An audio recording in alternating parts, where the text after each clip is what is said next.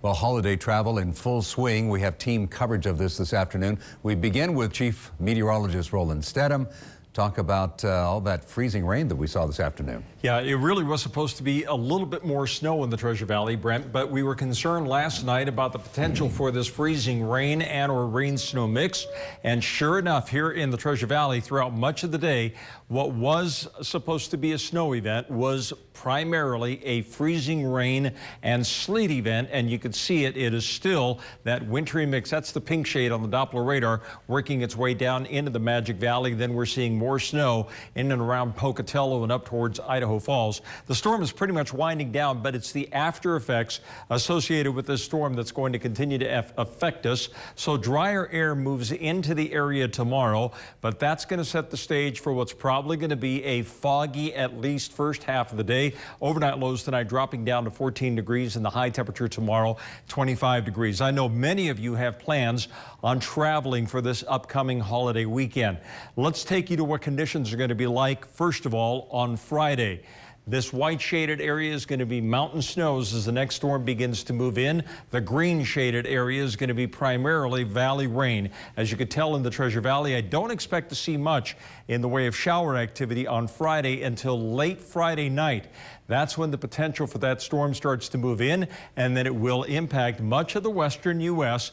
with at least mountain snow showers across many of the Idaho mountains, including the mountains down here into the Wasatch Front, and including the mountains out here going out towards Washington and Oregon. We could be watching for a snow event on Christmas Eve Saturday, and then rain showers, and then by Christmas Day on Sunday, the system is wrapped up. It's moving out into the Central Plains, and on Christmas Day and the day after Christmas Day, we should enjoy mostly sunny to partly cloudy skies, given the occasional fog bank every now and then. And temperatures are going to remain colder than average. We should be in the upper 30s for daytime highs this time of the year. For the next 5 to 7 days, I think those temperature readings are going to remain at least in the mid to the upper 20s, which is technically about 10 to 12 degrees colder than it should be this time of the year. I'll have much more on that weekend storm that's going to be affecting us and how it will affect us with the 7-day forecast coming up in just a few minutes. Let's go back to Brent. And Roland, let's take a look outside. This is I-84 at 10 Mile.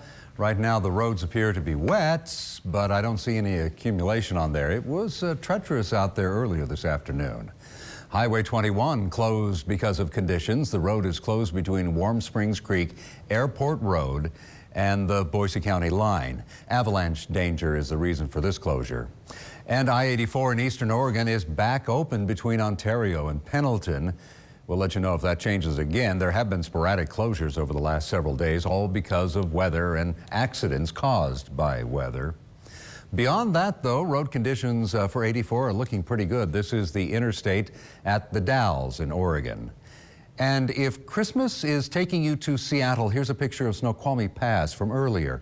No restrictions there, but as you can see, there's some slush on the roads. Our team coverage continues this afternoon. Let's go live to KBOI2 Sierra Oshwin. She's at the Boise Airport for more on the challenges of air travel today. Hi, Brett and Natalie. Well, I am here at the Boise Airport, and things are very calm, especially for this time of year and it being the week before Christmas. Now, I have been here all day, and I was actually able to accompany a passenger from baggage claim all the way to security, and I'll tell you just how long it took him. That's coming up at 4:30. But for now, I'm reporting live at the Boise Airport. Sierra Oshrin, KBOI2 News.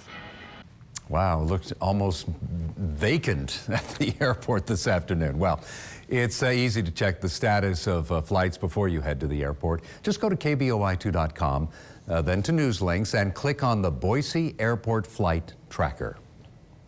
Now, as we've been saying, we are a lot better off here in Boise, but elsewhere, there have been all sorts of problems at airports today. KBOI2's Kelsey Anderson explains what caused the chaos at the Denver airport. For hundreds of passengers, Frontier Airlines woes have trapped them at Denver International Airport for days. I talked to a pilot personally, and she said she's never seen this in her 15 years. Piercetown flew into Denver Friday night. Got in at 10, didn't leave till 5 in the morning. I apologize for the inconvenience. I'm working hard to get your bags up here. I just want to apologize for all of the problems this has caused you. His bags were just some of many that were lost by the airline. Tonight, he returned to the airport for his Frontier flight back to Portland, just to find out that flight was canceled. We got work tomorrow. People got things to do. People are relying on us. The Valentine family has been stuck at DIA for days now, too. It was wall-to-wall luggage. I mean, there was luggage everywhere. You could barely walk. Swimming in luggage. Their Frontier flight to North Carolina never took off, yet their bags remain missing. So here we are, back today, and still no sign of luggage. They tell us they will go home tonight and come back once again